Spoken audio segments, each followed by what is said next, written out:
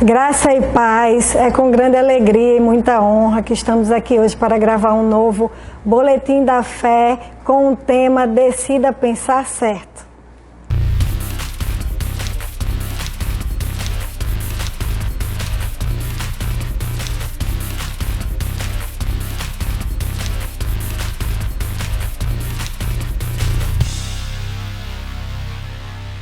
Então, gente, hoje nós temos uma palavra para trazer da parte de Deus para a sua vida. E meditando sobre isso, eu comecei a pensar sobre nós ministros, né? Que temos essa responsabilidade de vir, de trazer uma palavra, abençoar a tua vida com a palavra de Deus. Nós sabemos que a palavra de Deus ela é viva e a unção carrega essa vida na palavra.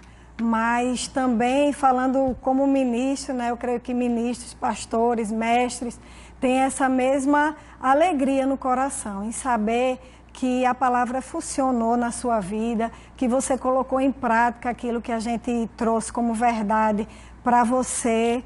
É muito gratificante saber que você tomou posse dessa palavra e começou a praticar. E ela se tornou vida para você, amém? Eu vou ler um versículo que está em Provérbios 4, 20 e 22, que diz: Amigo, ouça bem as minhas palavras, dê ouvidos à minha voz, mantenha esta mensagem à vista o tempo todo. Decore, guarde na mente e no coração. Quem encontra essas palavras vive de verdade. Elas são saudáveis de corpo e alma. Essa palavra, decore, coloque ela na sua mente e no seu coração, porque ela traz vida, ela traz saúde para o seu corpo, ela traz o fluir favorável da palavra, das bênçãos de Deus na sua vida. Tem uma frase que diz: se você deixar seus sentimentos decidirem por você, você será sempre escravo deles.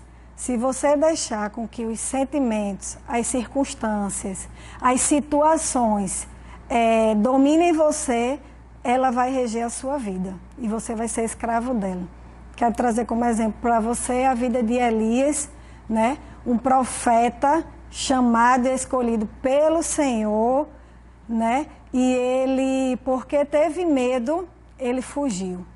Eu vou ler para você 1 Reis 19, 1-3, que contam a história de Elias e que diz: Ora, Acabe contou a Jezabel tudo o que Elias tinha feito e como havia matado todos aqueles profetas à espada. Por isso Jezabel mandou um mensageiro a Elias para dizer-lhe que os deuses me castiguem com todo o rigor, se amanhã, nesta hora, eu não fizer com a sua vida o que você fez com a deles. Elias teve medo e fugiu para salvar a vida. Em Berseba de Judá, ele deixou o seu servo. Elias, ele matou os profetas de Baal. Elias foi um homem que Deus falava com ele e ele cumpria aquilo que Deus falava com ele. Mas chegou um recado, uma notícia que deixou ele totalmente desestabilizado. E aquela situação, aquela circunstância fez com que Elias esquecesse quem ele era, porque ele teve medo. Então, queridos, o que eu quero dizer para vocês é que não deixa que as situações, que as circunstâncias façam com que você esqueça quem você é. E quem é o seu Deus, aquele que te protege, aquele que te salva, aquele que transforma você, que se você se apegar nele e na sua palavra, você vai conseguir prosperar o seu caminho. Temos que aprender a administrar as situações na nossa vida, saber lidar com coisas grandes e pequenas. Precisamos entender também que fracassar em uma área não faz de você um fracassado. Em determinada situação, você pode ter fracassado, mas isso não define quem você é. Não faz você um fracassado para sempre por conta de uma situação. Quero te contar um fato que aconteceu na nossa casa com uma de nossas filhas acerca de uma competição. Ela participou de uma competição e ela não ganhou, ela perdeu. E ela ficou frustrada, triste, chorou. E aí eu fui conversar com ela, dizendo para ela, né, filha, o fato de você ter perdido essa competição não faz de você uma derrotada, né? Porque a Bíblia diz que nós somos mais do que vencedores. E quem define a gente é a palavra de Deus. É o que a palavra de Deus diz. Como nós preparamos os nossos filhos e também estamos preparados a ser o melhor quando nos deparamos com uma situação de derrota ou que não saiu como gostaríamos, nós tendemos a nos frustrar, a ficar triste, mas isso não pode definir a nossa vida, né? Eu disse a ela, olha, perdeu nessa, bola para frente, na próxima você vai ganhar. É assim que nós temos que estar sempre preparados. Levanta, coloca um sorriso no rosto e bola para frente. Amém? Vamos ler lá em Romanos 8:37, eu vou ler na versão The Passion, que diz: no entanto, mesmo no meio de todas estas coisas, triunfamos sobre todas elas, pois Deus fez-nos ser mais do que conquistadores. Quem nos fez foi Deus. Não foi aquela situação, não foi aquela circunstância, foi Deus que fez você mais do que um conquistador. E o seu amor demonstrado é a nossa gloriosa vitória sobre tudo. Eu me alegro demais em ouvir isso, em saber que a minha parte é acreditar, é confiar no que está escrito ao meu respeito. E o restante já está feito, porque Ele já fez de nós esse conquistador. E como eu faço, Rafa, para saber viver essas coisas na minha vida? É renovando a sua mente. Até parece, né, que, poxa, todas as vezes os ministros falam acerca disso, falam sobre essas coisas, mas é porque ela é uma realidade, ela é uma verdade para a sua vida. É isso que vai fazer de você bem-sucedido, é você renovar a sua mente pela palavra, ela ser aquilo que está na sua mente, no seu coração, para poder reger a sua vida.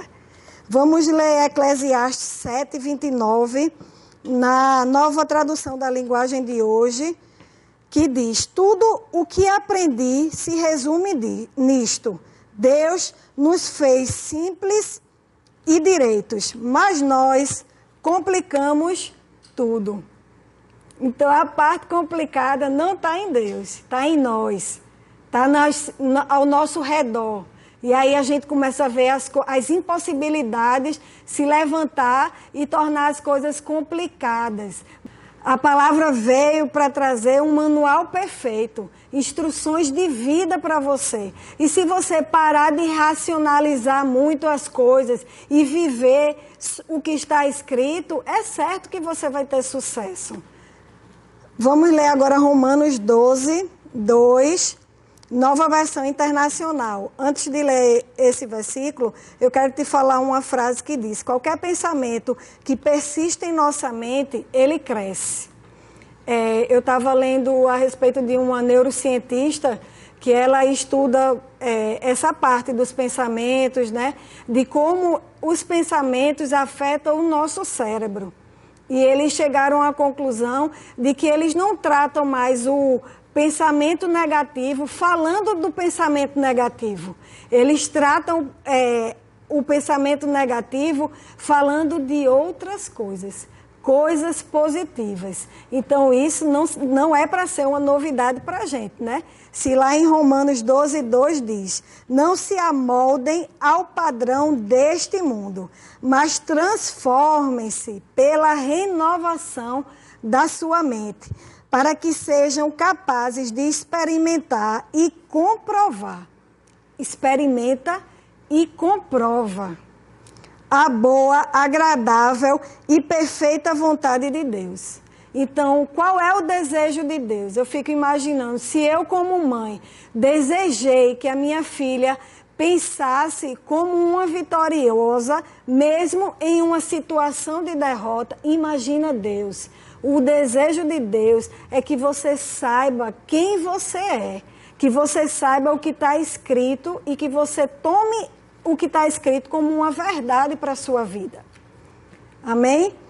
Vamos ler agora Colossenses 3,15, numa tradução amplificada que diz: que a paz, a harmonia da alma que vem de Cristo, seja o juiz, atue como árbitro sempre em seus corações, decidindo e estabelecendo com caráter definitivo todas as questões que surgem em suas mentes, nesse estado de tranquilidade, visto que vocês foram chamados a viver em paz, como membros de um só corpo, o corpo de Cristo, e sejam agradecidos, contentes, dando graças a Deus sempre.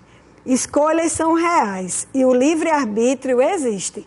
Você tem a capacidade de manter o controle sobre si mesmo, reconhecer que precisa da ajuda do Senhor, de mudar os pensamentos negativos e renovar a mente com o que vale a pena. Então, queridos, o desejo do nosso coração, como um ministro, é poder fazer com que os seus pensamentos comecem a pensar no que está escrito, na palavra de Deus, porque nós sabemos que essa é a verdade que vai transformar a sua vida, a sua mente. Nós vamos ler agora Filipenses 4, 8 e 9, na versão amplificada, que diz: finalmente, os crentes, tudo o que é verdadeiro, tudo o que é honroso e digno de respeito, tudo o que é certo e confirmado pela palavra, tudo o que é puro e saudável, tudo o que é amável e traz paz, tudo o que é admirável e de boa reputação, se há alguma excelência, se há alguma coisa digna de louvor, pense continuamente nestas coisas. Centre a sua mente nelas e implante-as no seu coração. As coisas que aprendeste e recebeste, ouviste e viste em mim, pratique estas coisas na vida diária. E o Deus, que é a fonte da paz e do bem-estar, estará contigo. Com isso, nós não queremos negar os fatos, as circunstâncias. Nós queremos te dizer que maior do que uma realidade natural, existe uma realidade sobrenatural. Que essa sim é aquela que deve reger as nossas vidas. Nós também não queremos negligenciar e fazer com que você viva uma vida de conto de fadas. Não, existe sim o dia mau, existem assim circunstâncias desfavoráveis, mas o que a gente quer trazer para você é que isso não é o que deve reger a sua vida. Não é isso que deve tocar a sua vida, o seu caminhar, e sim a palavra de Deus. Se aqui diz que tudo que é certo e confirmado pela palavra é o que deve ocupar o nosso pensamento, então isso quer dizer que nós ocupamos o nosso pensamento com a palavra de Deus e as circunstâncias, elas vão ter que mudar. Elas vão ter que se prostrar diante daquilo que ocupa o seu pensamento, que é a palavra de Deus. Tem uma frase que diz: onde a mente vai, o homem a segue. Essa frase quer dizer praticamente Provérbios 23, 7, que diz: porque como imagina em sua alma, assim ele é. A Bíblia, queridos, ela é incrível. Tanto ela é inspirada, como ela é aplicada para as nossas vidas. O Senhor, através do Espírito Santo, não iria inspirar pessoas a escrever coisas que nós não fôssemos capazes de produzir, de replicar, de fazer como está escrito. Então, se está escrito é porque nós temos essa capacidade, ainda que naturalmente você não... porque eu não estou sentindo que eu sou capaz disso. Não precisa você sentir, não. Precisa você obedecer o que está escrito. E você obedecendo o que está escrito, essa verdade vai fluir na sua vida. Vamos ler agora 2 Coríntios 4,18, que diz: porque nós não prestamos atenção nas coisas que se veem, mas nas que não se veem. Pois o que pode ser visto dura apenas um pouco, mas o que não pode ser visto dura para sempre. Então a palavra de Deus, ela é a que dura para sempre. Ela é aquela que deve reger as nossas vidas, o nosso caminhar, o nosso proceder. Os pensamentos negativos podem até tentar vir, mas eles não devem ficar. Você deve sempre renovar, trocar esse pensamento negativo pelo positivo. Quando eu digo para você, decida pensar certo, é porque você tem essa escolha. Você pode decidir por isso. Ou você... nós temos o Espírito Santo que habita dentro de nós, então muitas coisas, quando elas chegam à nossa mente, ela vai de encontro com aquilo que é a nossa realidade espiritual. E aí você começa a pensar, opa, tem alguma coisa errada. Não está como deveria ser. Então, isso é exatamente porque a sua realidade mudou. Então, o seu pensamento tem que ser de acordo com a sua nova realidade. Então, esteja sempre decidido a isso, a pensar corretamente, a viver tudo aquilo que a Bíblia diz que você é. Então, é isso. Decida pensar certo, para que você viva uma vida próspera, uma vida abundante. E nesse momento eu gostaria de orar com você acerca desse boletim e que essa palavra funcione na sua casa, na sua vida, na vida dos seus familiares, que vocês possam estar dispostos a fazer essa troca. Lembra sempre disso, troca o pensamento negativo pelo pensamento positivo. Amém? Pai, nós queremos te render graças, Senhor, pela rica oportunidade que nós temos de compartilhar a tua palavra, Senhor. Essa realidade da nova criação, a palavra viva em nós e através de nós. Senhor, eu oro pela vida dos meus irmãos que estão assistindo esse boletim, Pai, para que a vida deles, Pai, venha a ser uma renovação. As suas mentes tenham sido renovadas pelo poder que há nessa palavra, que eles possam ter constância, Senhor, nos seus caminhos, que eles tenham essa realidade como plena em suas vidas, Pai. Muito obrigada por suas famílias, por suas vidas. Em nome de Jesus, amém.